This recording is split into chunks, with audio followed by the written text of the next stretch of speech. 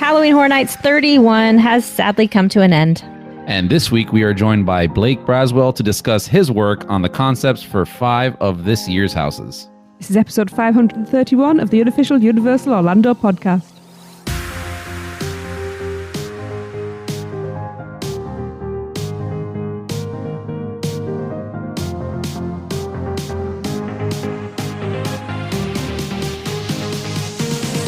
Hello, everyone. So we have Lee. Hello, everyone. We have Chris. Hey! We have Michelle. What's up? And you've already heard we have the lovely Blake with us. Hi, Blake.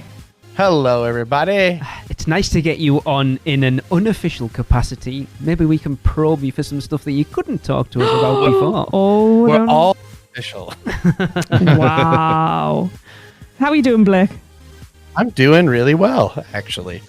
Good. So, for those of you who don't know, Blake Braswell is the former show director for Universal Orlando. He moved from Universal over to Gatlinburg, Tennessee, to a place called Anarchista, which I like saying. Yes. Yeah. Yeah, it's a lovely name. Lovely place. Lovely mountain. Yes. We were It is looking, weren't beautiful. we? Yes, we watched We the were vlog the looking. other day and it looks absolutely gorgeous. So, get your spare room ready. We're coming. Speak to him 5 years from now, and he's going to have quite a different accent. I'm looking forward to that. Yeah. We'll see, because I was born in Eastern Carolina, so I had quite the accent in theater school. I don't know, Blake. I mean, you have to admit there is some deep Southern accent up there in Gatlinburg. Oh, yeah. I mean, like where I grew up was very rural. And then when I'm out here and I'm hearing that thick of an accent, I'm like, yeah, bud. That's good. I mean, it is thick. Just wear earplugs when you go out, you'll be fine. Yeah. No, I love it, man. I love it. It's so funny because, I mean, you're not talking about, well, what am I saying? You know, half this group here is over in the UK, so you know exactly what I'm talking about. The distance isn't that far from where I grew up. Yeah, the accent's completely different. You know? Oh, yeah. Yeah. Crazy. I mean, it's a little different. I know over in, you guys, like, it's like every 2 miles, it's very different. Literally. But, Wait, where are you from, Blake, originally? I'm from Red Oak, North Carolina, on the eastern side. Sort Okay. of a couple hours from the beach, as it were. Okay. My parents now live over in Western Carolina. They're just a couple hours over the mountain for me. Okay, I'm in Aiken, South Carolina, so I'm a Carolinian too, just the southern kind. Oh yeah, I know you're in that awesome Carolina that doesn't quite figure out how to make the barbecue as good as North Carolina, but that's fine. Oh, shots fired. Oh, okay, I see how it's gonna go today. Oh, this is All going to be a right. good episode. Yeah, Michelle, do you need some spray for that burn? All right. Well, I think maybe we should get on with things before. Barbecue challenge. Yeah. Oh my So, goodness. Oh, I'm quite happy to Before be a this- taste tester. Before this outbreaks further, Blake, what made you leave Orlando? And for those that don't know what it is, can you tell us about Anarchista? Yeah, sure. So yeah, like you said, I was over having the time of my life at Universal as well, senior show director before I left. Having a blast over there. Working on Halloween, working on Christmas, working on new shows, working on what have you, tons of stuff that some that never saw the light of day and I still can't talk about. Oh, But, no. like, No. I know. Those NDAs, they're tricky. But No one listens to this. It's fine. Just tell us. wink, wink. Well, actually, part of it I already told you. My parents actually they only live a couple of hours over the mountain, as it were. It's still a tough choice because my sister, she actually still works down at Universal, and she is on the technical side of Okay. the marquee events. I didn't know that. Yeah. So I used to dream up how to do it, and she'd come yell at me, going, "What are you thinking? You can't do that in reality." and then have to figure out how we're gonna make this stuff happen for real. She's awesome to work with. So that was hard, both from the friends that I had made who'd become like family, especially my show director now, but at my time, assistant show director Kelly Malik, who's extremely good friends with her. And then, of course, as I said, they're with my sister. But the opportunity came up. They had kind of they just celebrated Anarchista, their 5th anniversary this past September. I think it was September 1st, actually. And they were looking to create a more robust sort of themed seasonal program. So Halloween, Christmas, ratcheting up those kind of things, finding new special events that we could do. So they were looking for a creative director of special events, but then parentheses, they're also looking to build an entertainment department because it didn't exist yet. Right. So it was kind of exciting to to be a part of something that's sort of starting from the ground up. Anarchista is beautiful. It's on top of a mountain in Gatlinburg, and the founders, they are not theme park people, which is remarkable when you walk around the place because it's designed beautifully. They are architectural landscape engineers, and they basically they lived, or they had a vacation home. One of them growing up right next to, or actually on the mountain of Anarchista, what would be called Anarchista. And when the mountain overall came up for sale, it was zoned commercial. They just didn't want it to become like a hillbilly putt-putt or something like that. I just that's not what they wanted. They wanted the something that was more authentic and sort of the represented the natural beauty of the Smoky Mountains. And so they came up with this brilliant idea about wandering through and like sort of almost glamping amongst the trees.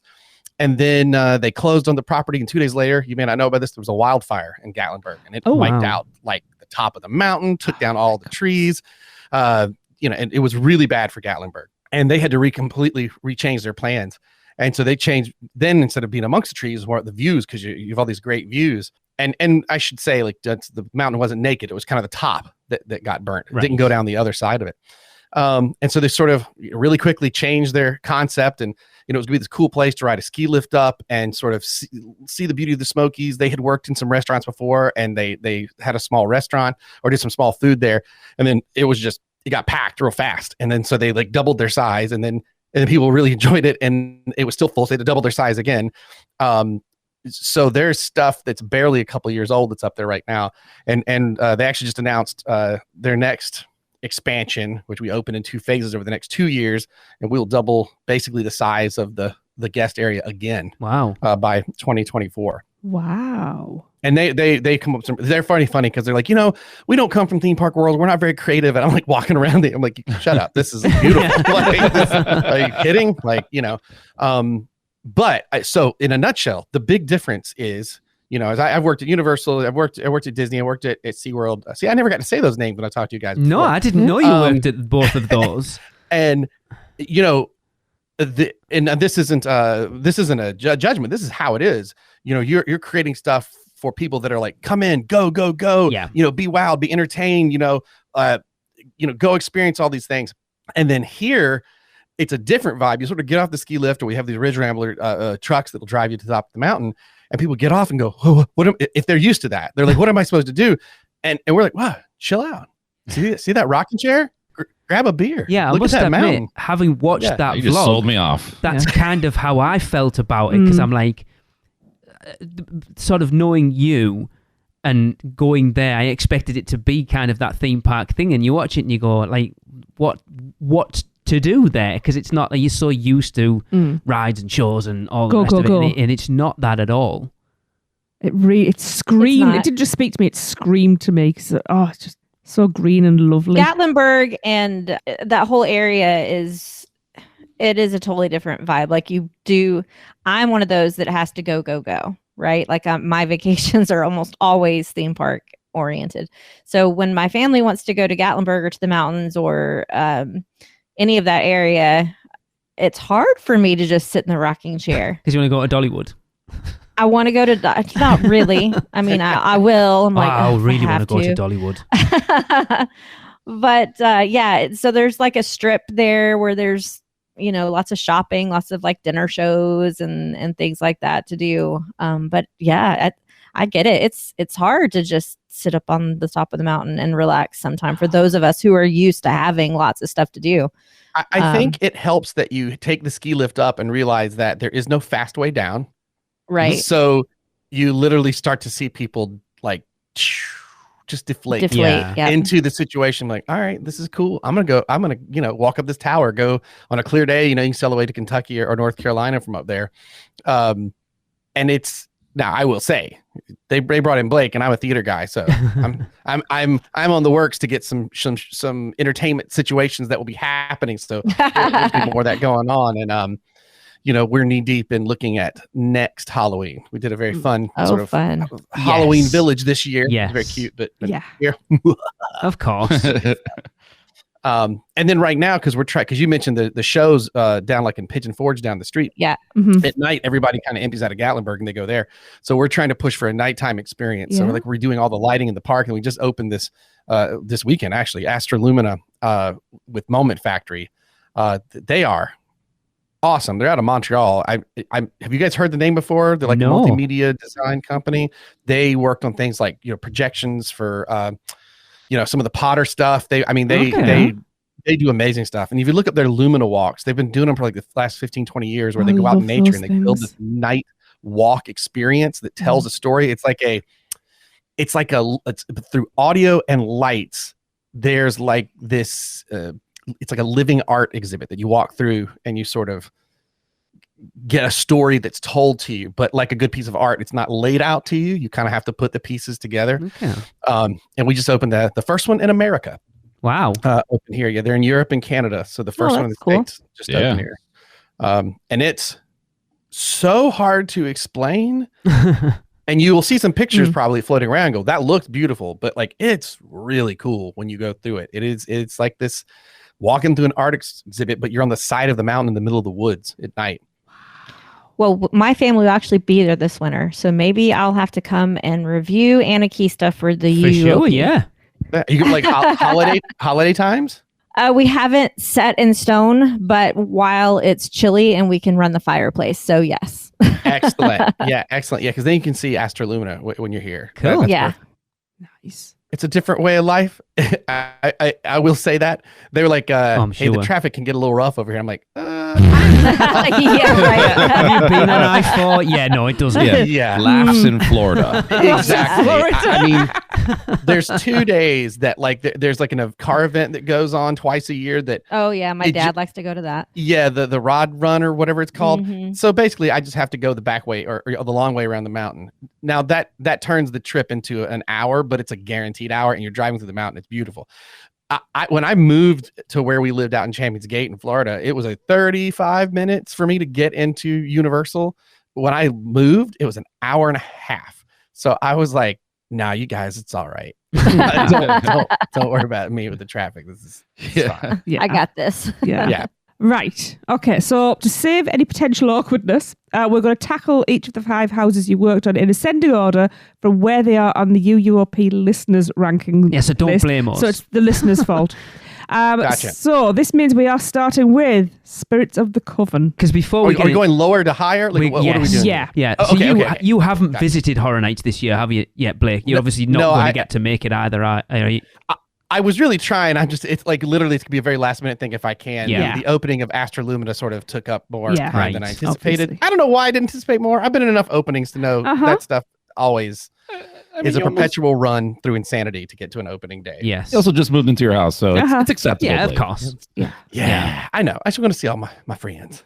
I know. Yeah. Yeah. So yeah, Spirits of the Coven. I won't tell you where it is exactly on the list, but it's not high. Which list is this? This was, to be fair, on every list I've seen. It's funny because I was like going through lists today just now, and I was like trying to figure out where things were sitting before I talk to you guys. So I was like, ooh. It's not been very well received, and that's nothing about the concept. I'm sure it just. Hang So on. the concept was brilliant. It's a very strong year though, and I think a lot of places aren't out of dislike as well. It's just they've got to be placed somewhere, and that's how I was placing stuff. I think you're being. Oh yeah, no, I agree. I'm being I diplomatic. think you're being very diplomatic. It's very sparsely actor inhabited, is what I'll say. The first half is very good. The second half, there's not a lot of scare actors in it. So Blake, what exactly was your involvement with the creation of this house? So for Coven, I developed the and of course we always partner with our scenic designer, right? Uh-huh. Yeah. But oh gosh, so I think we've talked about this before, where we kind of go into a room and we start going through ideas and you like say speakeasy witches, and then you you list out a bunch of things that you think would like work, and then you do that like several times until you have just dozens and dozens and dozens or more ideas, and then you pick the ones that kind of float at the top, and then you and a show director and a scenic designer will go grab yours to go pick. And sometimes it's one that you really helped sort of the initial idea on. Sometimes you actually kick one off and then it goes to someone else and you pick one they kicked off. It's Okay. Yeah. And the coolest thing I can say about working with that art and design team is that sometimes it's very hard to remember whose ideas it was. Right. But we kicked off. I mean, I've had an affinity for the 20s. I mean, you guys know I did Vamp 55, I did Vamp 85. I really wanted to get a Vamp 25 in at some point. That would I would have that'd be loved awesome. that. Yeah. And do like a flappers kind of thing. that And would when be amazing. and for the life of me, I can't remember how the speakeasy thing, who that was that came up. But when it started to come up, and it was like, I thought, well, could you do it with that? And then it was the whole making the gin, the bathtub gin, making the illegal hooch during Prohibition in the United States. That it was like, well, no, it's got to be witches because they make witches brew. Yeah. You know what I mean? And Yeah. and started sort of rolled forward with this idea. And actually, I worked with this one literally. The day was my last day. People were like, so easy last day. I was like, oh, no. I finished the treatment to this house and like handed it over like I was done. Wow. I'm not going to leave my buddies hanging. No. And of course, that was late March, somewhere in there. So, I mean, there are going to be changes, but like looking at the videos, I think the layout of the house and everything was pretty similar.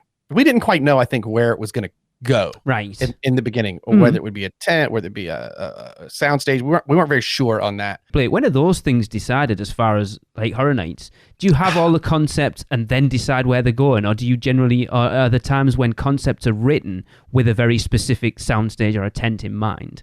It's it literally, it's an annoying answer to give you. It just depends because it's happened every which way. Yeah. I mean, sometimes it's a last minute thing. Sometimes it's from the beginning. Oh, this we're going to do, as I'm sure we'll get to Dead Man's Pier.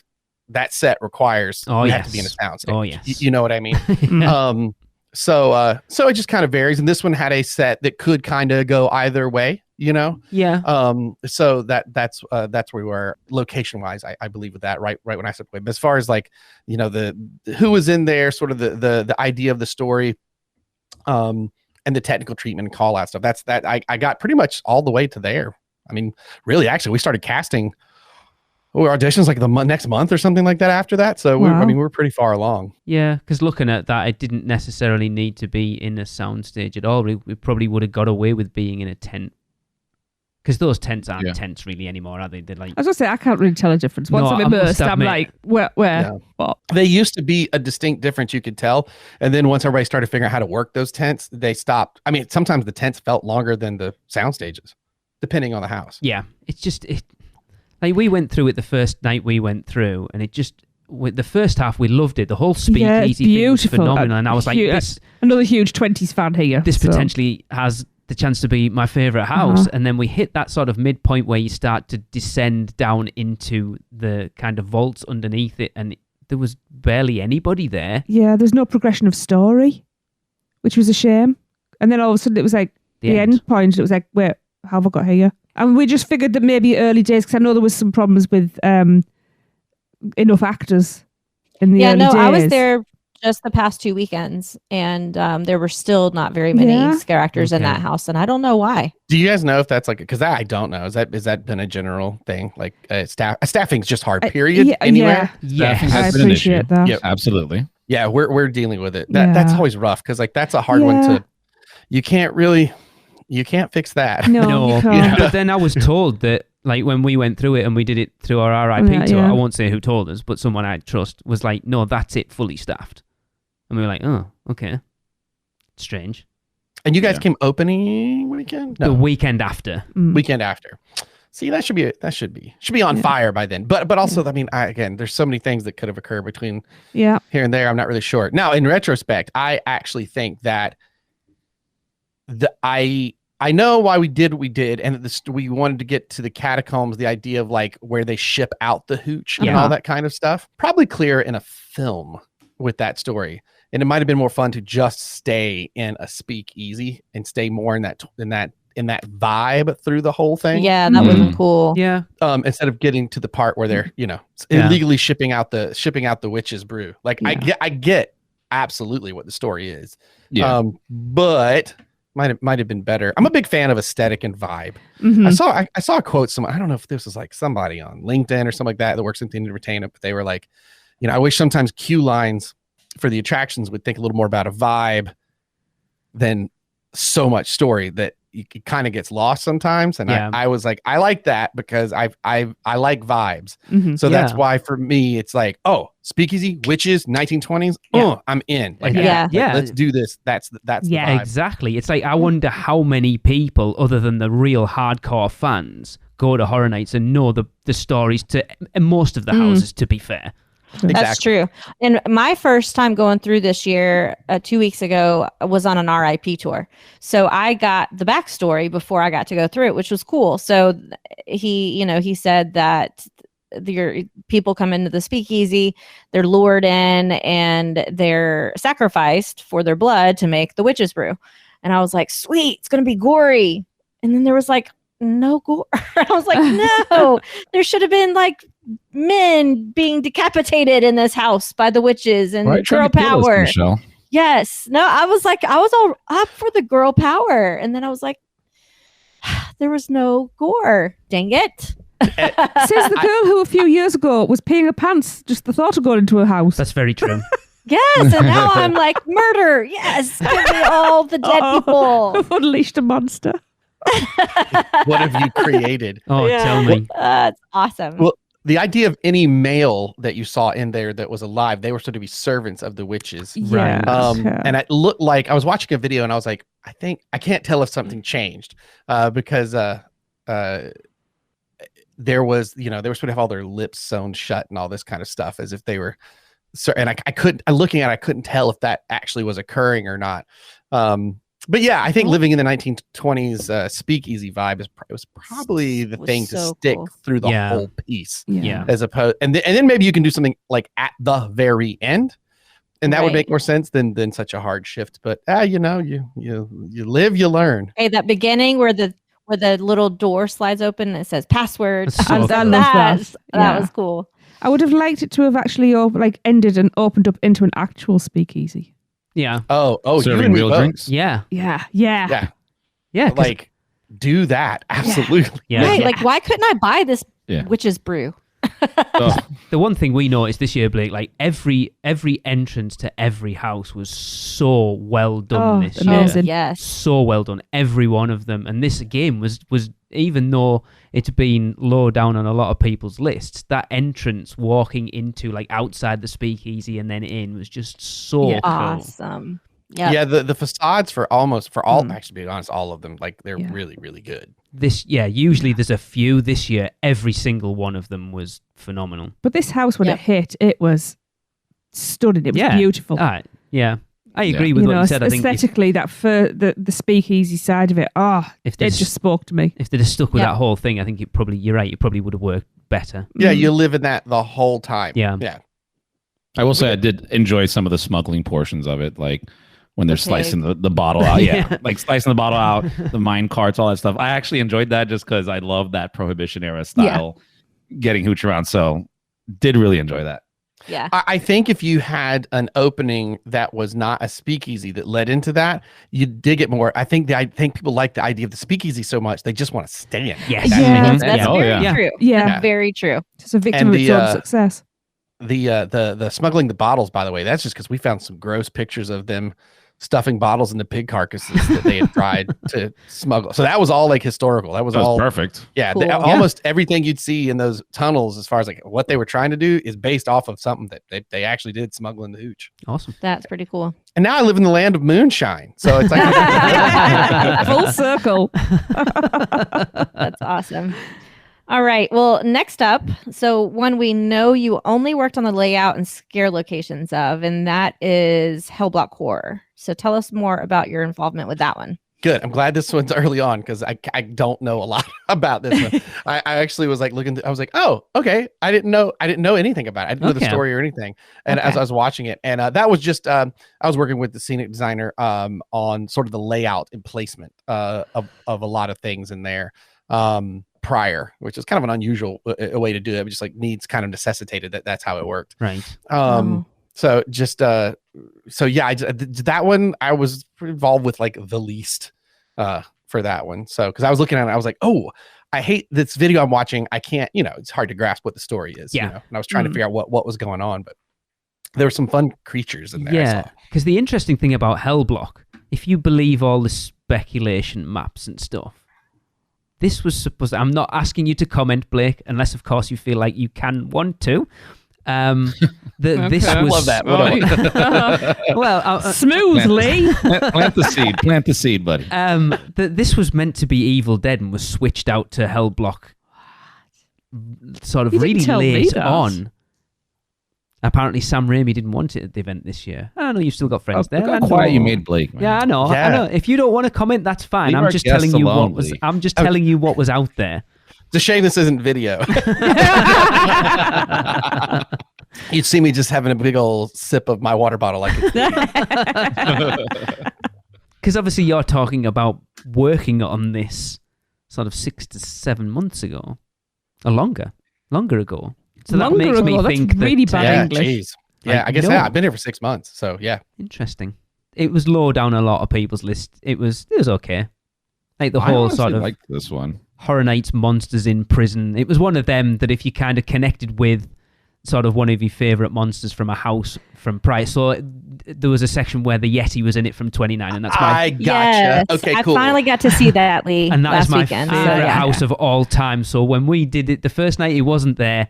The next night we did it, the Yeti was there, and I was just like, I am so happy right now. I've just Oh, that realised. Yeti, so happy. Yeah. That house was so great. Oh, Yeti was It was. amazing. It really was. So yeah, I mean, Hellblock, like prison thing. So really, it's actually more like a monster zoo. I suppose it Instead is of for just us. It was. And Yeah. And now, I mean, sometimes we literally call that monster stew, actually. Yeah. Creatures we're gonna have. It's time for a monster stew. Nice. Which sometimes works out to your advantage because if you it always depends, right? But if you have enough different creatures, it kind of throws off enough variety that sometimes there's a little bit of something for everybody. Sometimes you don't make anybody happy. Yeah. Well, that's pretty normal in entertainment, period. yeah. But it gives you a chance to have a little variety with the creatures. I mean, I'm sure we make costuming and makeup nuts then because it's I bet. a lot more pain in the butt of very distinct different costumes at that point. Yeah. Because it felt like the sort of on-land version of Depths of Fear from 29. Are you upset me again? It was because it felt like it was the whole thing about them getting ready to blow the thing up, and that's basically how Depths of Fear went. Yeah. It's like you were at the end of that movie Yeah. where it was time to get to the escape pod. It kind Get to of the escape pod. It kind of felt the same kind of storyline, but in a prison rather than under the water. Did they kill another dog in that one? No. Oh, because that Oh, made I know. everybody mad. It was Yes. very funny. Yeah. Yeah, you can behead people, but don't kill a dog. Don't let Yeah, the dog get kill a cut down by- child. You can do Yeah. anything you want. Not a dog. Dead children, all good. Yep. We just can't leave the dogs alone. Yeah. Pigs, okay. Dogs, Yeah. no. Now, Yeah. the next one is one of my personal favorites, and that is Fiesta del Chupacabra. Oh yes. Yeah, man. Gorgeous. I'm going to Gorgeous. say, right, this, considering we're working in ascending order, I am very disappointed with our listeners of where Oh, I this is know. on the I think we're list. quitting now. It's not as high up as it may appear on this list of houses you worked on, and I am very, very disappointed in you people. Let me tell you though, Lee, and in everyone's defense, including my own, because it was low on my list too, the run-throughs on this one are very hit and miss. Okay. That Very will hit and factor miss. in. Got to hit them just Because- right. Yeah. Yes, because my first weekend, I went through it twice. I don't want to say it was awful because it just wasn't there. There wasn't very many scare actors. It was just weird. And then last weekend I went through it and I hit every single scare and it was full of scare actors. And I got to actually see the Chupacabra a couple of times. I didn't before. So it was better. Kind of important if you see that. Yeah. But it's very hit and miss for sure. I must have been very lucky. I loved seeing American Werewolf in London again. Sorry, I should have said that. Well, but not quite. I mean, like, yes, I get what you're saying, but actually done differently in Yeah. a way that I don't know that anybody would notice, but we noticed behind the scenes. Yeah. I would just like to say that when we did American Werewolf, I think I saw one. Oh, I didn't even see I one. missed it every time. This time, Chupacabra, every single one I got. Mhm. Every run through, I got every animatronic. I was very happy. I loved Excellent. I loved this. So what was your Loved involvement with this this. one then, Blake? So this one, I worked with the scenic designer Manuel Cordero, and he did Chupacabra is something that we had wanted to do for a very long time, before I got there and everything else. So we made another pitch because we didn't have an HHN in 2020. So we use that opportunity to really work on these in a slightly different way. We did a lot of concept art and stuff that sometimes we don't have time to do. And since we knew that this one had never survived pitches before, we really threw down on trying to make this, you can't say no to it, super, super excited to work on this. So I worked with Manuel, and we developed like the whole story, the idea of, we were hashing it out with the team, trying to figure out, what story, because we can't just literally have the Chupacabra in every room. It's kind of like the movie Alien, right? I mean, like you can't, when it's a creature like that, if it's in every room, it'll just lose all its potency, Yes. period. And then came up with the idea of what if I like juxtaposition. I like kind of like the speakeasy stuff. It's a big party, right? But they're killing people, right? So for this to have the juxtaposition of what if you're like a tourist that gets off to go do an excursion on a cruise ship, and you're like, what's that little town on the hillside there that's got the fireworks going? I'm gonna go to that. Screw the excursion. And you go to that, and it's and this town throws this festival, and and I see it clear as day in the movie, where this elderly lady greets them and like talks to them. They don't understand anything but like the words Chupacabra and festival, and they're like, oh cool, and they see the paintings of the Chupacabra, and they lure people there so the Chupacabra feeds on them. And, we came up with the idea of the Chupacabras are bloodsuckers. So the people that are there, they put buckets of human blood and stuff out front of their doors. So the Chupacabra will only, won't go in your door. We'll just go there. And in my brain, you see the fireworks that were constantly going off, so it's like this festival, but there's all these screams and the sounds of the Chupacabra barking and stuff. And in the movie, in my brain, there would be these awesome scenes where, people are being herded through these festival goers who are, have all their stylized Chupacabra masks on that are basically funneling you into the mouths of the Chupacabra.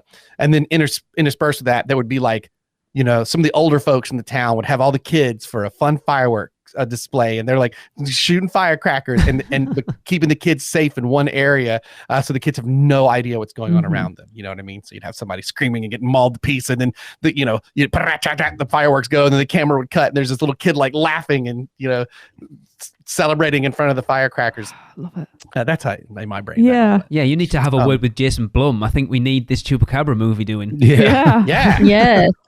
Well, and so then it's the people, because at first we were like, I was like, is it like a cult? Do they worship it? Do they so-and-so? They was like, nah, I think they're scared of it too, and it's their, they do this to celebrate, or not to celebrate, but they do this mock celebration almost as a yearly thing. And that's how they satiate the Chupacabra or Chupacabras, as the case may be. As an appeasement. As it goes. But yeah, that one was a blast to work on, because there was so much passion from Manuel to want to get it made. Yeah. And then trying to craft a story that made sense, and it, because it's real easy to be like, oh, cryptids, right? Chupacabras, let's do a house, right? But like, what do? You're out there and goats are getting their blood sucked out of them. You know what I mean? You're trying to figure out, like, how do we put the humans in this? How do we make the characters so people care? And Chupacabras, I was very happy with that. Very happy with the reception I've seen people get online so far, at least, especially like in a lot of the walkthroughs and stuff. But I really enjoyed that one. Again, I like vibe. Yes. So that immediate vibe of creepy person out front, weird masks, party and festival going on. What is that shadow in the corner of a beast? Yes. Yeah, especially with that entrance there and having the fireworks, and it just feels so grand, and you automatically know you're in a false sense of security, happy place. Like it's just it's immediate, and no words have to be spoken. You just feel it.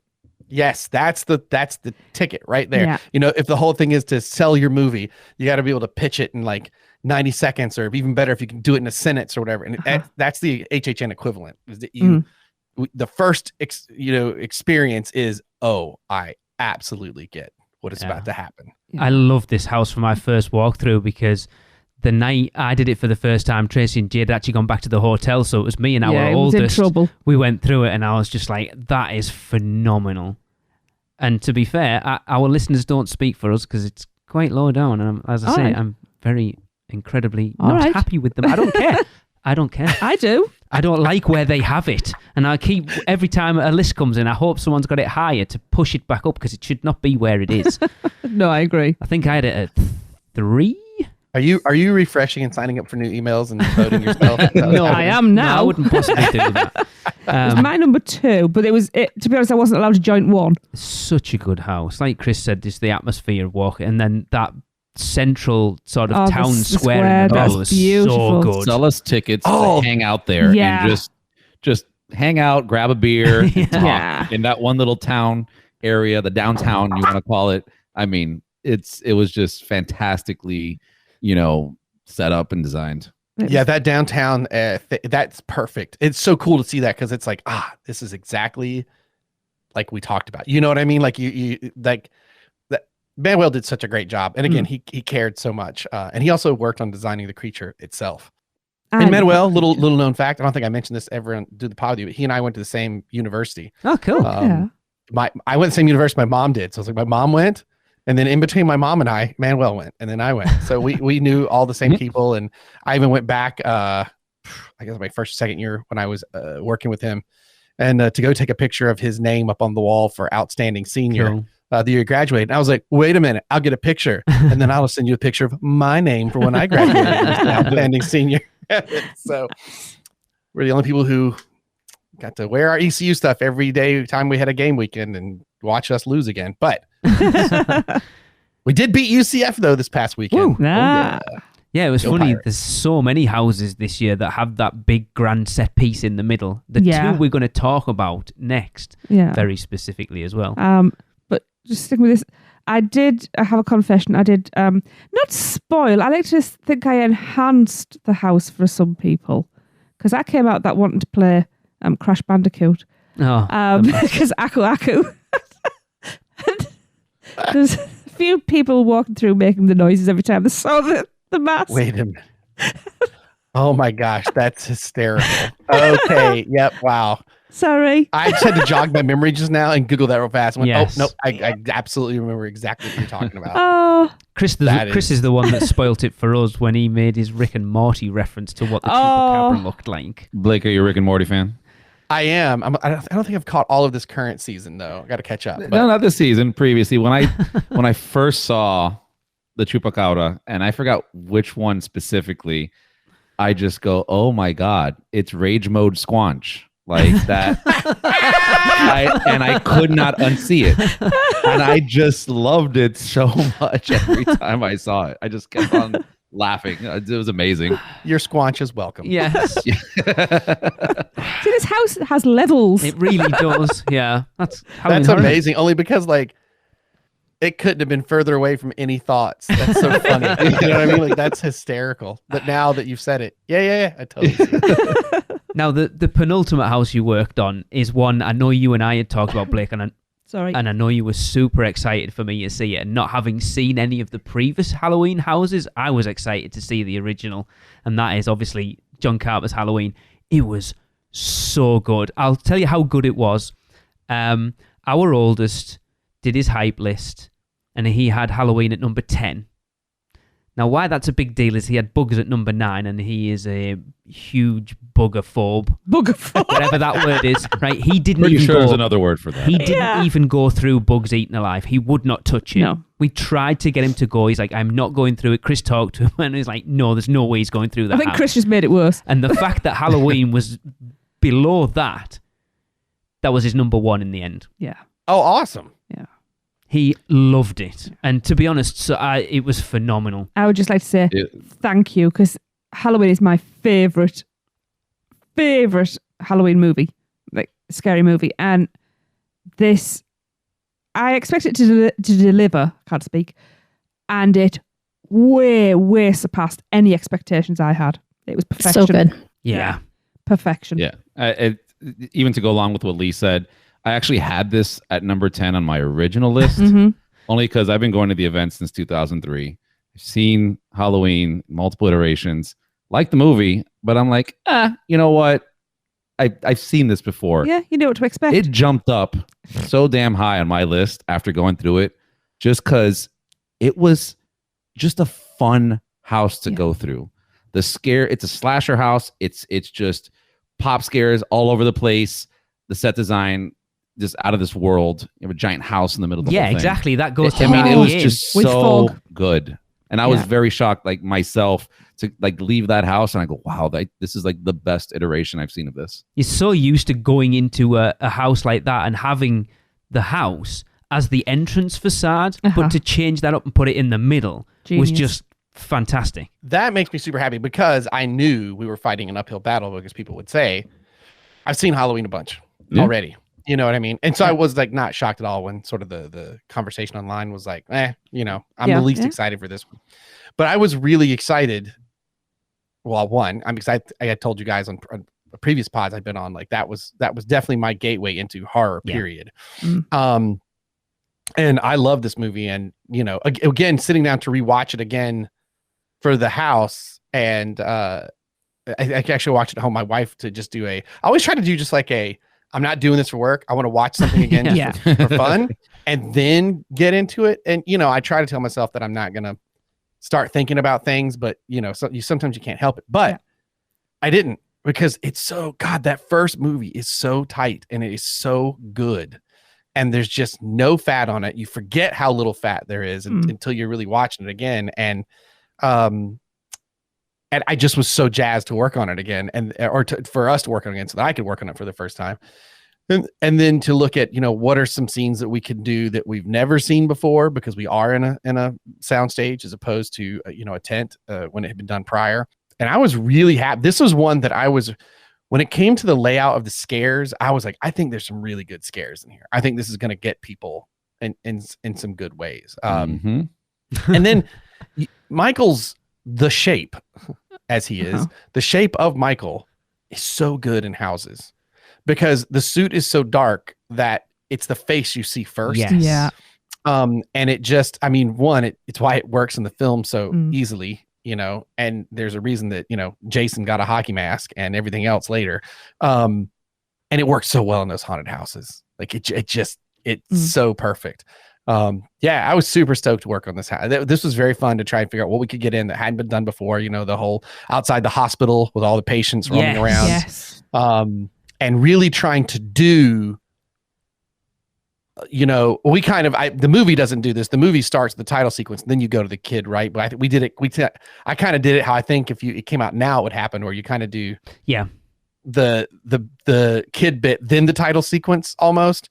And that's sort of how we did it with our little prologue at the beginning, and then, you know, getting into the actual Halloween title and then moving into the house. And I mean, this is one that I was super stoked about because in a way I was like, people that are going to have this so low on their list that come to the event a lot that it's almost like no expectation in a way. Yeah. So I was excited to work on. Yeah. Now, speaking of being so low, something else I want to express gratitude for is I actually ended up going through this house in a wheelchair because I had a mobility issue. A malfunction. Yeah, that's mild malfunction.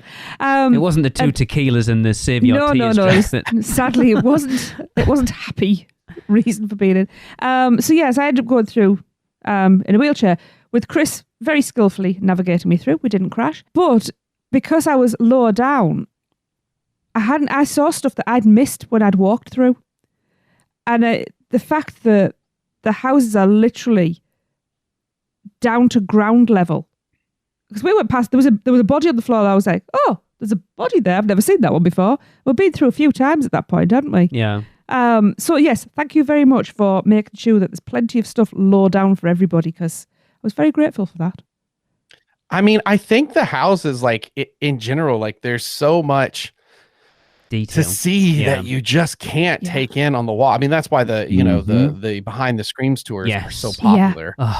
There's so much to see. There's so much detail, you know, and sometimes I tell you, like a peek behind the curtain, it's a real struggle because, you know, at the end of the day, you know, I don't care what your project is, you know, if you're project managing building a building, or if you're project managing building, you know, houses for Halloween Horror Nights, when it comes to entertainment, there's never enough time. There's never enough money. There's never enough people, because you can keep generating infinite ideas. You know what I mean? And you can always get to a spot where you're like, oh my gosh, but we could also do this, right? And you just can't do everything. Yeah. But one thing I think the reason that HHN works so well is the crew shoots so high. I mean, if we were to honestly tell you some things after on an opening night, we'd be like, man, I wish you could have seen these other things we wanted to do. But that's okay, because those other things tend to live in stuff down the road. For example, Chupacabra, right? That we tried to do that for a long time, and here it came in. But because they shoot so high for it, there's just this attention to detail. I had an old professor, and gosh, your listeners are going to be annoyed if I said this. I can't remember if I said this on a previous pod, but you always hear the expression, devil's in the details. Well, I did this directing class, and when I got my, final sort of thesis thing at the end of the year from him, he wrote, I did not like any of your choices. I put together and directed a Titus Andronicus from Shakespeare. Okay. That's fitting, right? It's all about cannibalism. Yeah. But he goes, I don't like any of your choices. I wouldn't have done any of these things, but you tied a bow on every choice you made so tightly, I can't argue against it. Wow. A+. Wow. God That is awesome. And he says, God is in the details.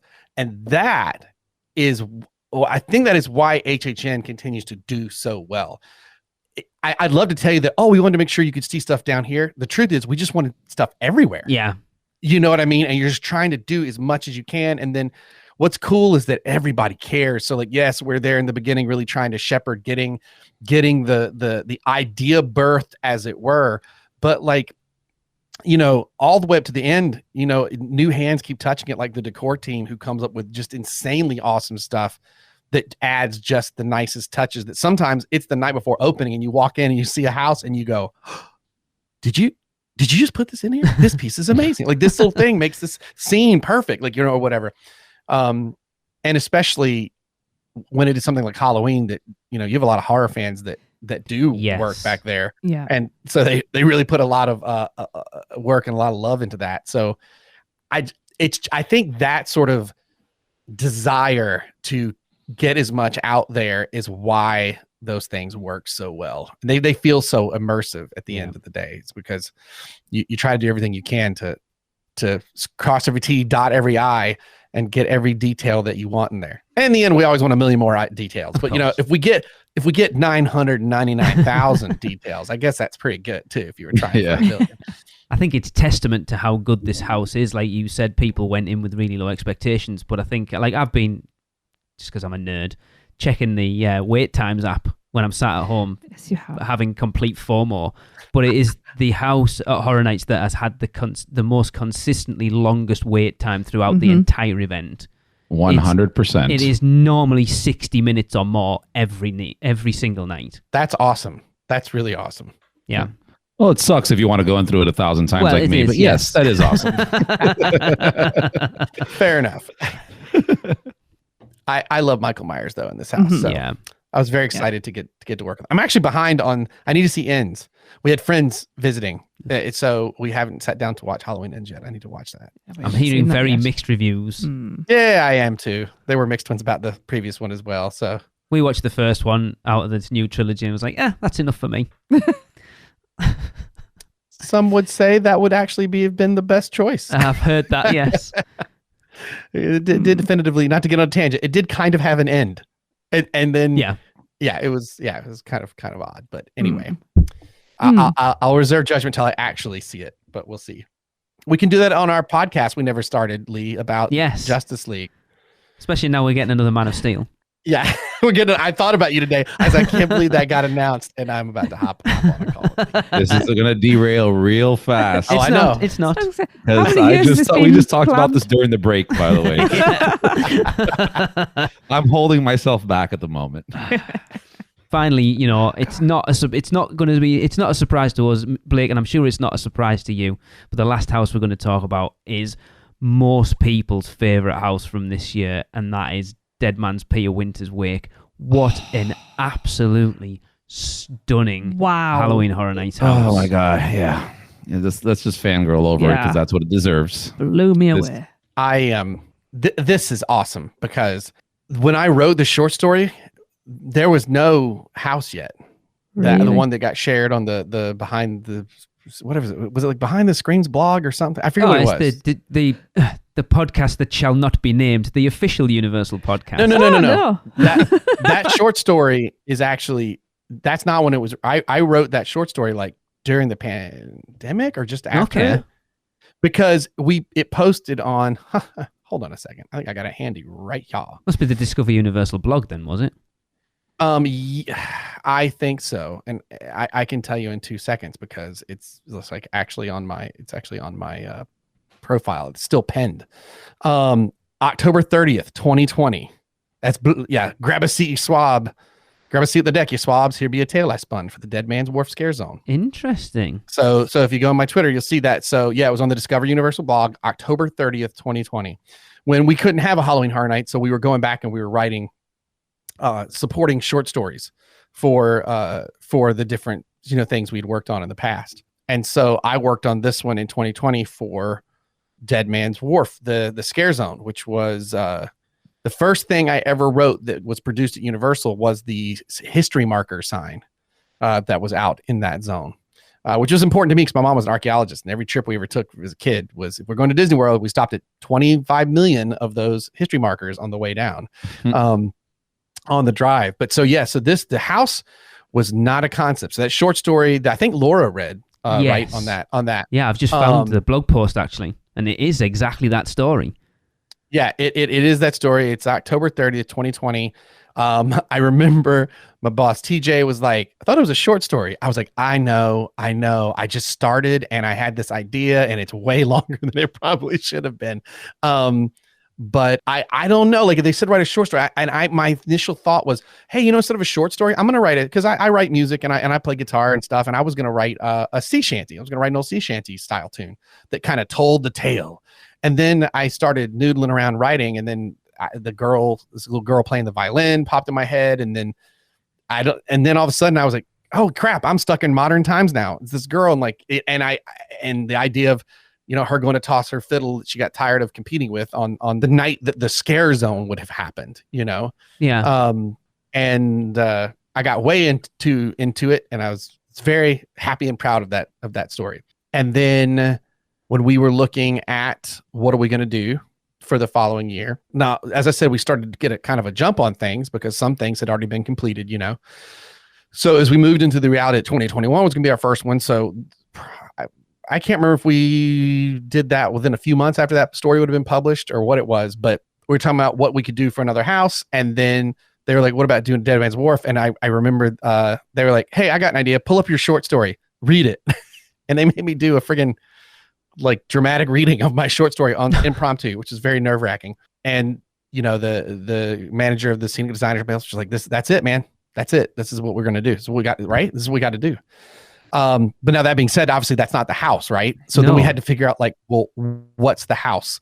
And so I worked with, Dylan Koloth, who's the designer, young guy, brilliant designer, loves Halloween Horror Nights more than anyone who thinks they love it the most does. I promise. He is so cool to work with. He's such passion for the projects. And he didn't work on that Scare Zone with me in 2016. That was a different designer. But I started noodling down the idea of a story. I was like, well, what if it's again, juxtaposition. Blake likes that a whole lot. So instead of it was this dark and stormy night, you don't think about thunderstorms and snow and ice necessarily together. That's not something you think of frequently. So trying to make this New England town that's like, it's shut down because it's the wintertime, so no one's there, and it's a sea town, and then you have the ice and snow on it, so that it looks different than what you would anticipate a beach town to look like, an old New England style beach town, because you would think of it only in the summer. There's lightning and thunder going on. It's sleet and rain. It's not so much the snow, kind of a thing. And we can actually put that on the costumes, like that. The crust of the ice and stuff can be on the pieces, so we can bring these looks back, but make them different, And the idea of how do we pass through? Maybe it's like the opening of the village you walk to. There's like, oh, we got a pub. Oh, and it's the captain's widow. Oh my God. Yeah. That's the statue that's out front. So the town's got so that's how that is. This captain from the short story that talked about his lady, that, there it is. And she died. They never saw her again. She was out there just playing that fiddle, waiting for him to come back, and bam, and to call him home. and you know, and all the pieces started to fall into place, and like, well, that's where you're going to meet him then, in the pub right when you first go. And you know, Dylan was really adamant about we had to have a lighthouse that you could see through the entire house. Yes. And it would spin in a circle. And that's a perfect example of that is a pain in the butt, but a creative thing that like fought so hard to make happen. And when you see it, you can't imagine it done any other way. Oh, Chris commented every time we went through that being able to see that lighthouse throughout the entire house wasn't it, Chris? That was something you commented on an absolute ton. Yeah. I fangirl over this house. I spoke about it way too much on previous episodes of the podcast, but I have no problem talking more about it. No, it's awesome. This house, you want to talk about a vibe? This house is straight up vibe from the moment you walk inside. Like you mentioned, seeing that lighthouse overarching the entire event or the entire house, right? You see it from everywhere. Hearing the music already setting into the tone. Yeah. And it's not heavy music like we're used to. No, it's not. it's beautiful. Yeah, It's haunting. honestly, Haunting, exactly. Yeah. Haunting. It is. Did you guys do the Scare Zone in 2016? They were so scared. Yes. I had the idea of doing this sort of melancholy classical music, and they were so scared that the higher ups would not like it. And that when they got in the zone, we walked out, and the Grand Poobah was like, you know, normally I don't think I would do that, but I don't know. That just works. That fits. And so I was like, that has to be in the house. We have to do that. You tied the boat too tight. And that's what led to in the short story going, well, this girl plays classical music. She competes. That's where this comes from. That's why that music was played, kind of a thing. Yeah. It's so good. I mean, it's the house is an homage to I think the years and culmination of what you guys have been doing at Horror Nights and just putting it all together. It's such a fantastic story. The effects in there are out of hand. The scare actors, everything. Is it the scariest house? No, it's not. It's not meant to be, I don't think. It's just a fantastic story that gets told over the course of 4 minutes that you're walking through. It's just phenomenal. When we determined that the facade, although to be honest, that house feels like it's nothing but facade after facade. Yes, it really is. But we determined that the facade, that to recreate the ship from the wreck in 2016 as the next to last room. And then it was like, she has to be on the deck playing the fiddle. And like the concept art that was done was so good. And it's like, are people going to like this? Because I'm going on, this is a movie I would watch all the time. Yeah. And so you start to worry like, okay, this makes sense to me. And I get it. You know, people want scary. I'm quote unquote burning a performer that's not doing a scare, but they're doing something very cool up there. Like, is this gonna work? And like the reactions have definitely shown that they do. Yeah, but there kind of was a scare with there because they did the whole thing with the black light. So she's up there playing the violin. And then kind of lurches over that black light and it lights up that white dress she's got on. Was a bit of a scare. And even though it's so far away, it still really worked. Because it's such a gentle scene. I know there's like, you know, they got the storm raging, but it's a very gentle, it's a very romantic scene actually. Well, to see all the destruction, to see like creepy creatures, but you have this music that is very gentle, that is very romantic. Like that, to me, it's always like, that is where I live in storytelling, is like trying to make the juxtaposition, put the opposites together and like see what can happen. Cause that's just so much more interesting. Yeah. And to me, like that bit would be the scene in the movie everyone would remember. You know, even if that's not quite the climax, that's the bit they'd remember. Yeah, that's beautiful. All right, that's it, Blake. We need a short film on this. We do. I would watch it in a heartbeat.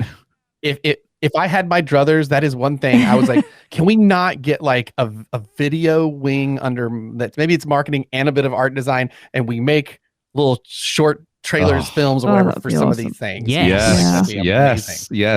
Yeah, but the violin music. Like with the lighthouse where you can see, you keep seeing that or the light beam flashing above your head, you would hear strains of the violin as you're moving through that house. So again, pardon the pun, it was another anchor point for the whole house and just pulled it together.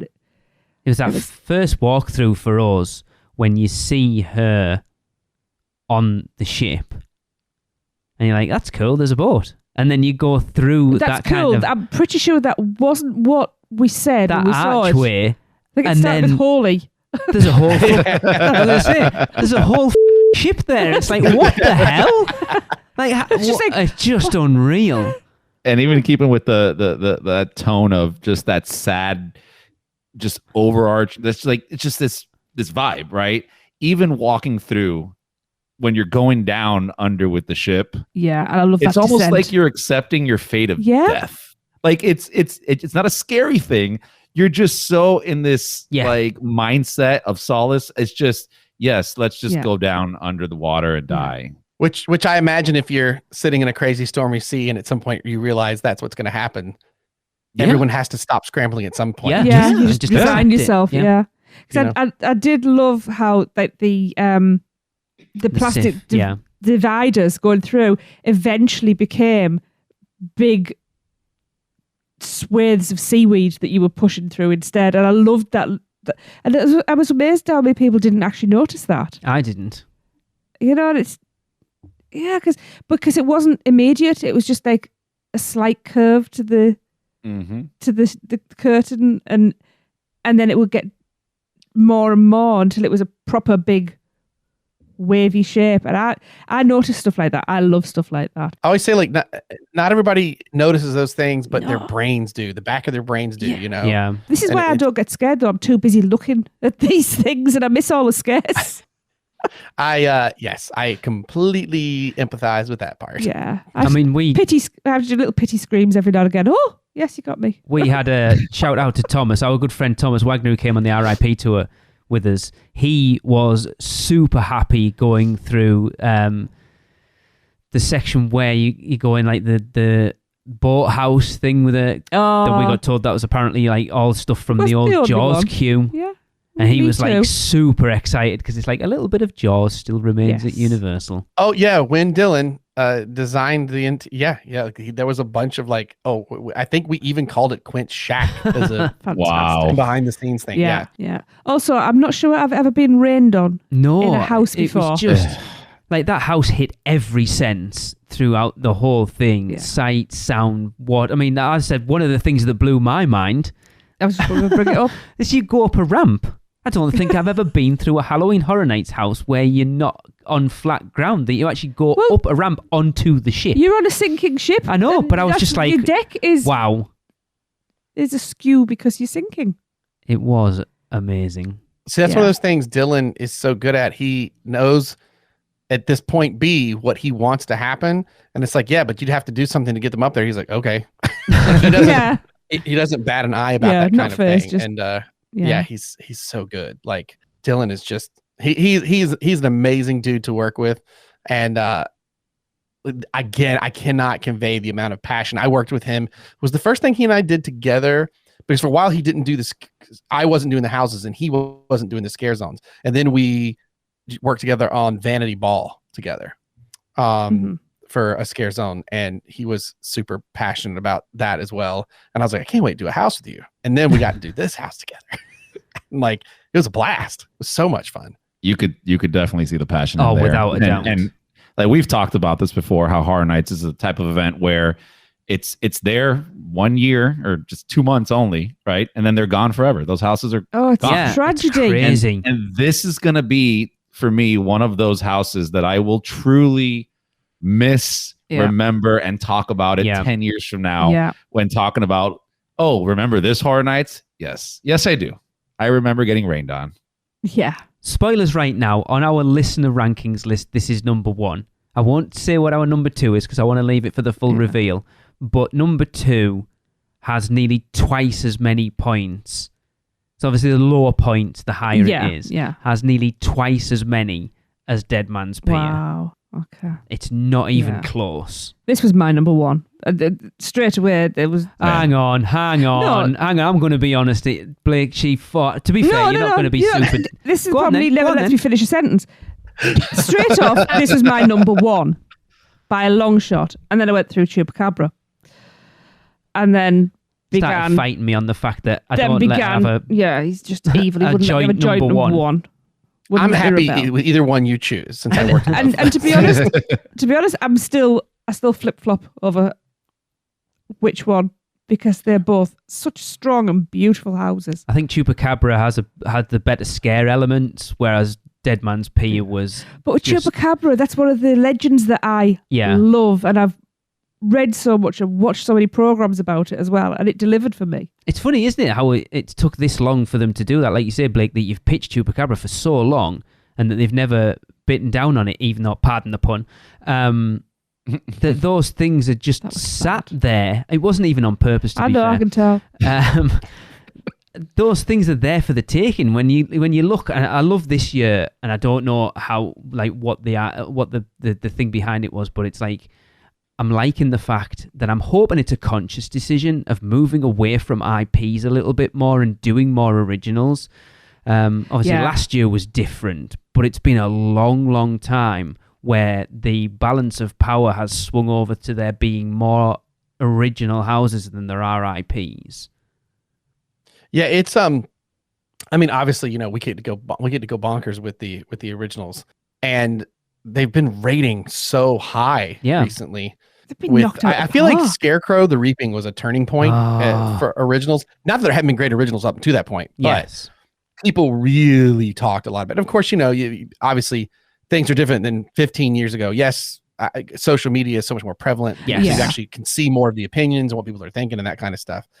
And clearly, Scarecrow the Reaping was you know, was a big deal, and I feel like that was a turning point. You know, and another one would have been, well, not a turning point, but like carrying that torch on and further would have been Wicked Growth. You know, people really responded to that so well. The two houses that I wanted to do more than any others. And I'm like, oh no.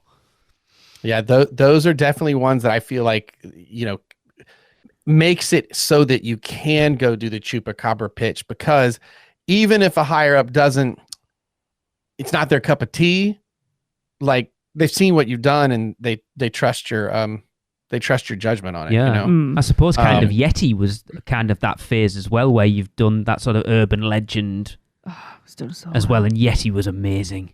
Yeah, I don't think anyone thought, just hearing Yeti, like, oh, that'll be a really good, fun, and scary house. Like, I don't know that anybody necessarily thought that. That's the best set piece I've ever was seen. Amazing. I love that house. Yeti was so great. That arm rip-off scene thing made me so happy. And the door that opened, both those bits. The best one was still the Yeti with a hand through the chest. That was, I applauded that scene every time.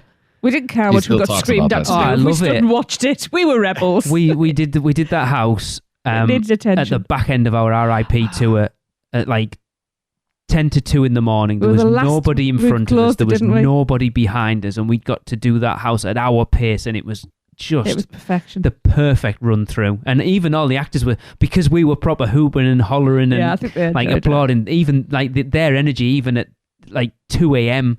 was still really, really high. It was amazing. It was nice to be able to take the time to actually show appreciation for it as well. Yeah. So I love when you can actually do that. I mean, I would cheat all the time going through there and hold up to watch. Yeah. But you know, and I'm sure the characters are like, I'm gonna try to get Blake, and like they don't, because I'm too busy. Like if they jump up, I'm like, whoa, that's a good job, dude. I'm so like not making a scary face at all, you know. But just a super solid year overall this year, and the fact that you worked on, let's say, 3 of the the top 5 houses, they were just so good, and you'll be a miss, Blake, I'll be honest. Yeah, big time. Oh yeah, man. I mean, it's like I said, it was a hard thing to step away from, for sure. But then I'm also weird, and my brain goes, what else can I do now? Yeah. And I have to like go challenge myself to go do something else. And this is a totally different thing. It's so new. It doesn't have all the infrastructure. I'm like, oh, I got this, I just need this kind of decor thing. And I look around and go, like, I guess that's me right now until we actually grow this team. So I guess I'll do that. So there's a lot more hands-on and, aspect that's quite enjoyable with this. Yeah. I did reach out to my the producer, who has been the producer for pretty much the entire time I was there working on Halloween Horror Nights, and said, I would like to formally apologize to you and the decor specialist for my pumpkin requests, because I have just had to source 450 hand-carved pumpkins as well as pumpkin sculptures, and boy, that was a pain in the ass. Wow. And I'm sorry. And he just sent back. He was dying. It's like, man, woof. I did not know what I was asking for when I said, let's put pumpkins in all the trees. This will be easy. Yeah. Yeah. Yeah. Then I did it to myself. I was like, look at all these these beautiful trees up here at night. We can make this fun Halloween village. And let me tell you, like, because hand carving a pumpkin is just as almost time consuming as a real pumpkin. Oh, there's no short way around that. Oh. So yeah, finding enough of those. That's quite the chore. I'm definitely learning a few things on the other side of the producing side of things now. Yes. Definitely You're not the one learning that can to- just demand things and expect Yeah, them. just Now appears. you've got to actually, I've got to go and get all that stuff. Yeah. I mean, I'm going to stick with your story that I demanded things at Universal. And they just Yeah. did. I'll stick The with that magic story. just happened. Yeah. I mean, if you talk to my sister, she will definitely disagree with that. Yeah. There is another positive to you moving away. Now Lee and I are going to come and see a different state. I will tell you. Yeah, surprise, we're coming to see you. I will tell you now, Blake. There's not a hope in hell you will get Tracy on that ski lift going up that mountain. Well, you might So get... Let me give her some tequila and we'll talk about it. I was going to say, give me tequila. Yeah, we're fine. what I'll Actually, no, we're do over is there, take you whiskey. to downtown Gatlinburg to the old smoky moonshine tasting experience. I'm in. We go there I'm packing. first. Yep. And then we also have these Rambler truck. We'll put you in the truck and take you up there. Yeah. The ski lift is awesome. It Like, does it's look its own cool. experience. I would have to do it just once, but that might be the only time. It's the fact that it goes so slow. However, and is open and this up. is where I'm a bit weird. You did say there was no quick way down. May I suggest a zip line? Yeah. Well, we have 4. Oh, there you go. I can get down quick then. I've never done a zip line, and I am going to do one. Oh, well, these are pretty awesome. Like you zip all around the mountain, and then the last one you actually rappel down. Cool. Oh, that's a bit. I don't know yeah. about that though. I may have to make a little visit out here. I know. Yeah, I it's think we pretty need a trip. cool. I'm telling you guys, it's cool. You want to come out for a visit? Come on out. Oh, it will happen at Yeah. some point. Come on out. And then I got them just bring a couple microphones. We can just come over to my place. I got the studio set up. That would We'll be do awesome. Another episode. Yeah, That we're doing is the so unofficial cool. Anarchista podcast. Yeah. It was this we were watching with the bears, wasn't it? Yes. So there's Yeah, that the weird bears. single It's almost like a rail toboggan type thing, isn't it? coaster thing that goes down the side of the mountain, Oh yeah, yeah. and then just random bears playing like around it. Yep. So my first day at work, I was at lunch and I texted my wife and said, "It's the first time I've ever been given an SOP about bears before. This is interesting." And they kept because the people that own Anarchista, they developed a when the wildfire happened, so many houses and property got destroyed here. Yeah. And they were trying to add some housing back to the area, and they had built a large I'd say apartment complex. That means something in Florida, then it's different than here. It's much quainter and cool and nicer. Yeah. In that respect, I think. And that's where they put me and my family up while we were looking for a place to live for the first. Well, it was supposed to be 3 months, but it's the year 2022, so it took 5 months. To find You've it. told this story on the Brutal Game, haven't you? I've heard you about putting the trash out. Yeah. Oh yeah. You told me. Yeah.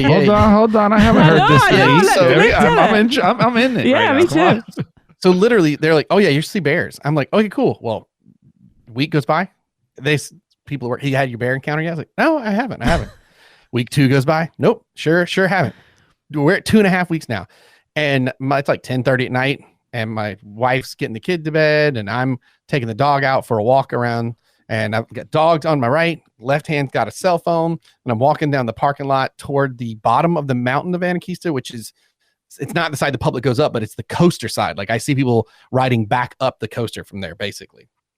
And 2 cars to my right, and it's dark, and I'm talking. I'm gonna take them all the way around the apartment complex. And I look down at my phone for something, and then I look up and like a horror movie, like I don't know, 10 feet or whatever in front of me.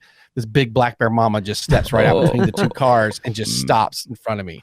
And my dog, who is an enormous yapper of a dog, is just. Yeah. Like he's just God. and I was like, okay. And I was like, it's cool, boy. And I'm like, my brain's going, you don't look him in the eye. Do you look him in the eye? No, you don't look him in the eye. Big makes a big or loud noises. Well, she's chill right now. So I'm just going to, and then I'm looking, I'm like, there's a house to my left. could I get on that porch in enough time to at least give me some elevation? And she can only go up the stairwell. I'm like, my brain is like playing 1,000 things as I just start slowly. And I had my phone in my hand. I actually was trying to like get the shortcut of the camera out to actually see, like, 'cause I didn't think nobody's going to believe me. And then I go slowly backing up, and she just kind of shrugs her shoulders, turns around, like bops into the car, and then just climbs up this sheer other mountain that's like adjacent to Anakees, and just goes right up. And I was like, oh my God. I mean, I was adrenaline pumping. I was out of my friggin' mind. I don't think I went to bed till 2 a.m. And That's then for the wild. next like 2 weeks, so many bear encounters. Wow. Like constant, where I was like all the time at work, wherever. I'm like, You know hey, why, there's a mama don't you? with 2. Because why is that first mama saw you and went, I'll go back and tell all the others, there's this guy lives up there, scared the crap out of him. You need to go and see him. It's hilarious. It's brilliant. So everyone's like, hey, there he is. Go get this dude. And I'm just like, holy cow. And then like 4 days later, there's just like bang, bang, bang, bang, bang, bang, bang, bang, bang, bang, bang. And I was like, someone didn't put, because all the trash receptacles here are locked, right? Yeah. You latch them. I said, somebody didn't latch the top. And sure enough, bear is sitting on butt on one of the cans, hand on the other, just trying to open it, like just over and over. 10:30 at night, loud as could be. Black bears are like teenagers. That's what I discovered. Okay. Yeah. They want food. They want chips. They want anything to get their hands on. I mean, to be fair, I'm not a teenager, and that sounds good to me. Well, it's the way they get them of trying to break into trash can stuff that you're just like, you guys, there's like a bunch of little punk kids like running around. And now it's just like, you know, why are we stopping the car? It's probably a bear up ahead. Yeah, it's a bear. Like you're just like, Yeah. It's like, It's like seeing it a is what it gator is. in Florida now. Yeah, it's just a gator.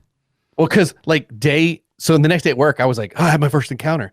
And they were like, oh, there you go. And then like 3 days later, I opened the back door of my office and went, huh, as this big mama was leaned against the door jamb, and she just looks at me, like her back against, I'm like, click. Security guy's like, it's a bear. I was like right there, dude. Wow. Like, she's next to that. Like literally, I brushed her fur to shut this door back. And you know, like it's wild, but I mean, hey man, it's a national forest. It's their home. Yeah. They're like, you know. Wow. And that, which is also why they're so particular up here, like about, you'll see the stuff like fed bear, dead bear. Do not feed the bears. Do not feed the bear. Like that's like a big thing that's burned into all the locals here. The locals are very big about taking care of all the bear population. Yeah. Well, that took a tangent, didn't it? Well, it still kind of fits in the horror realm because that was I mean, Cool it was. story. I can see it in the movie of the camera panning down to the dog, panning up, nothing. Panning down to the phone to see the text that just came up, and then looking up, and bam, like it's right there.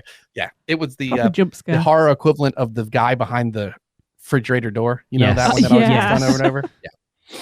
Wow. Well, before we wrap up, I am going to reiterate a point that we were making earlier. Blake, it is currently 6 o'clock in Florida. I am looking at the wait times for Halloween Horror Nights. The longest wait, other than Halloween, is currently 35 minutes.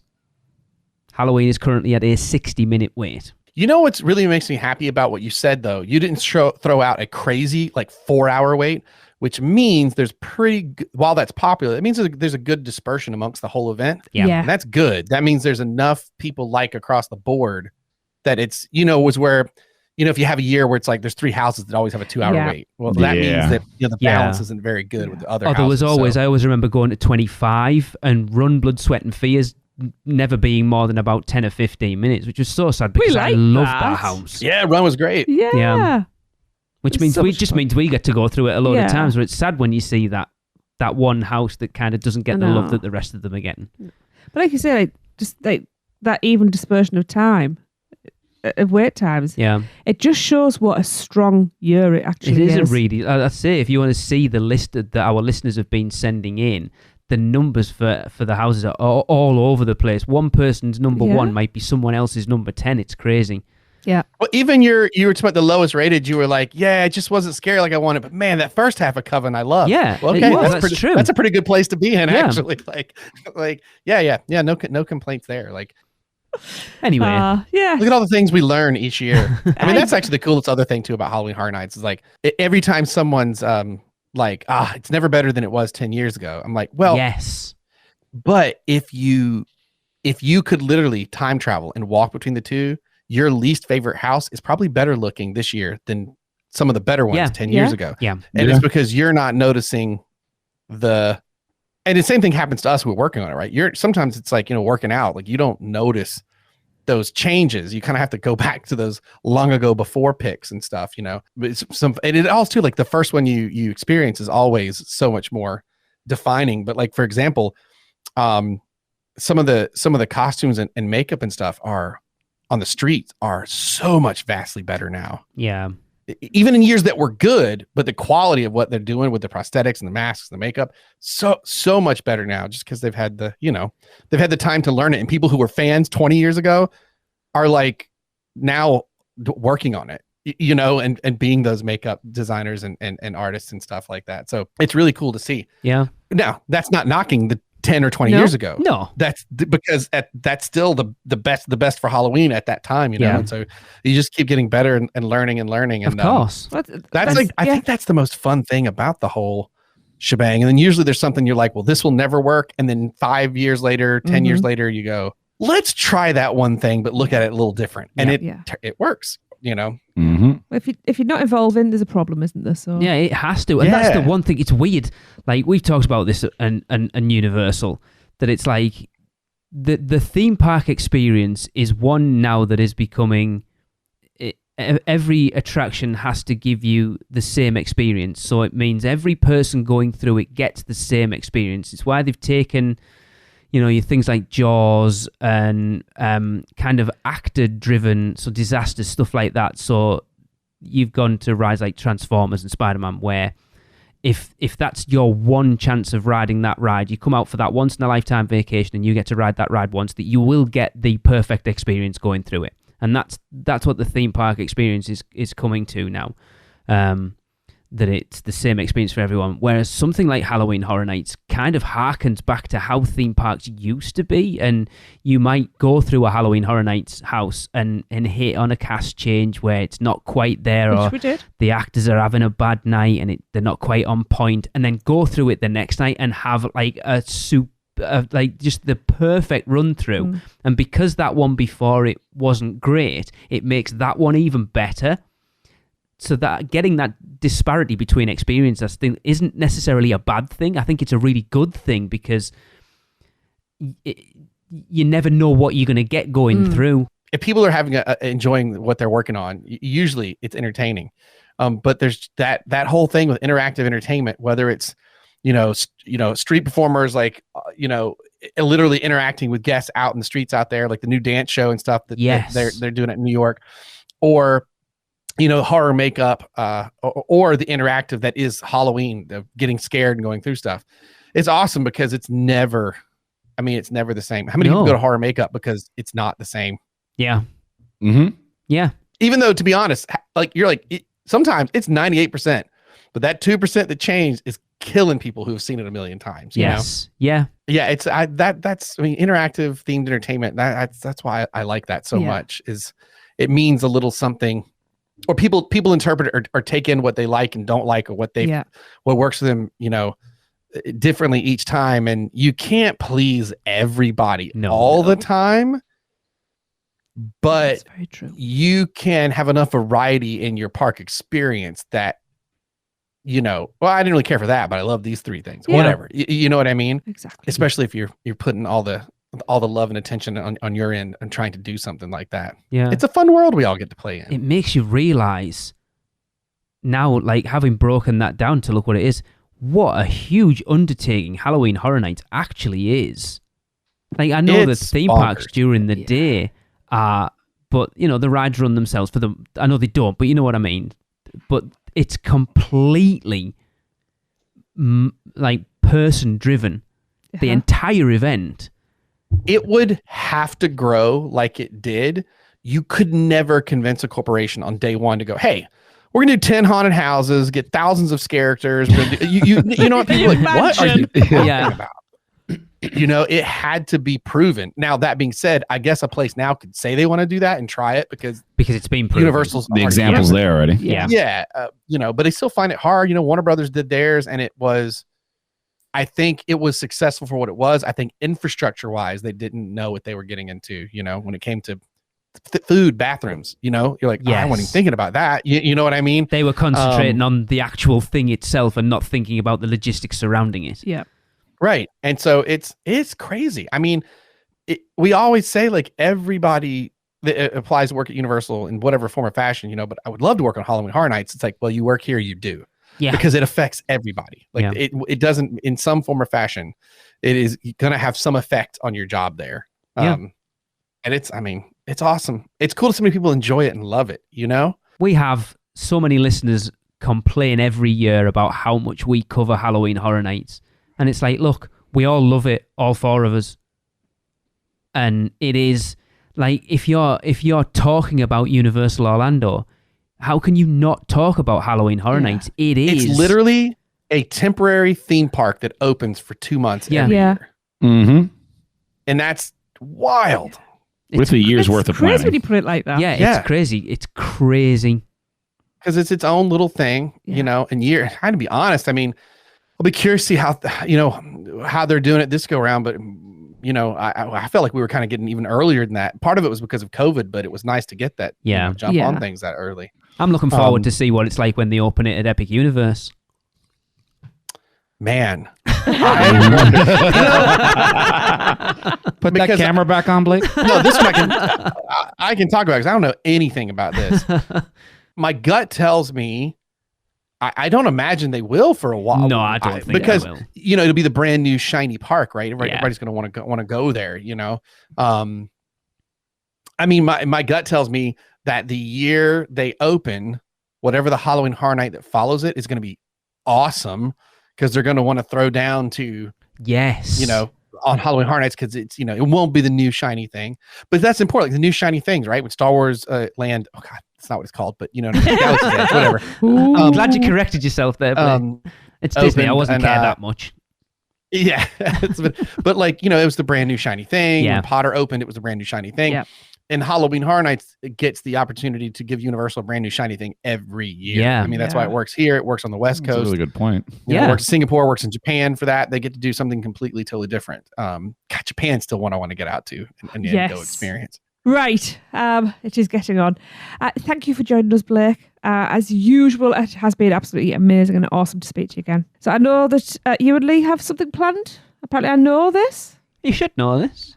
You and Lee have something planned to have you on again soon? Yes, Blake, you and I need to talk about that little podcast that we discussed about the three attractions.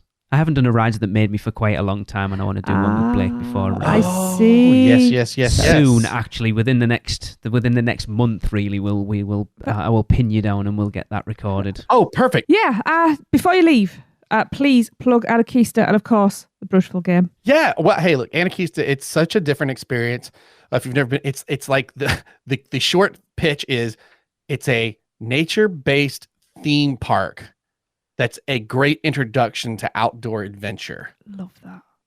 I think there we go. With That's an beautiful elevator gardens. pitch if I ever heard one myself. Yeah. It's very hard because the thing that's cool about them is they're a little hard to explain because nobody else is doing it. So that's also a good problem to have, you know.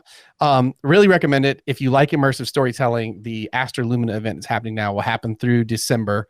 And then we'll take a break for the first couple of cold months of the year, and then next year, and then get things reopened again. But super cool. You can't experience that in the States anywhere else. And just, you know, anarchista.com, that's the normal one. And if you got questions for me, I'm a Twitter head more than anything else on social media. So I'm at Blake Braswell. I never got to say that on the old pod. Or the old job, I should say, not the old pod, Yes. same pod, old job.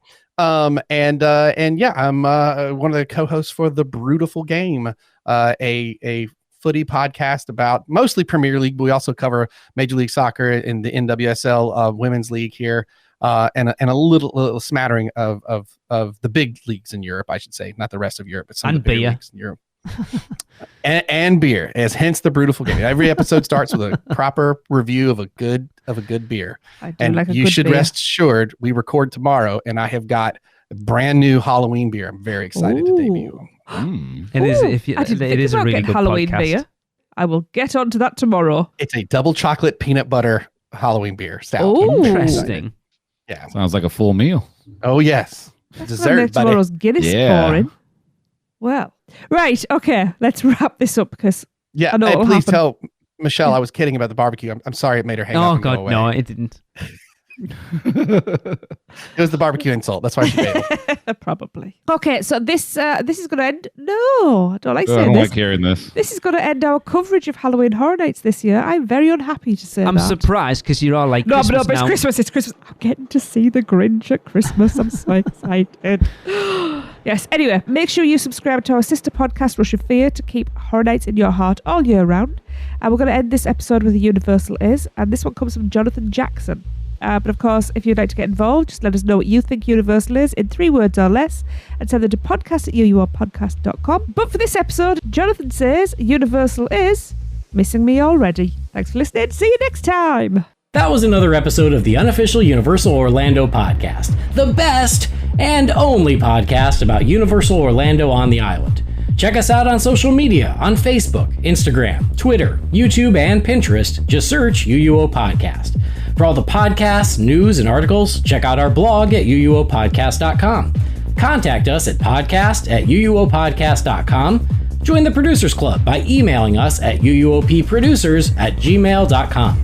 Listen and subscribe to the podcast on Apple Podcasts, Spotify, Google Podcasts, Stitcher, and everywhere else podcasts are found.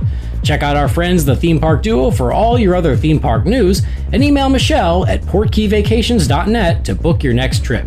So until next time, this is Amity 6, call off the Marines, we're coming home.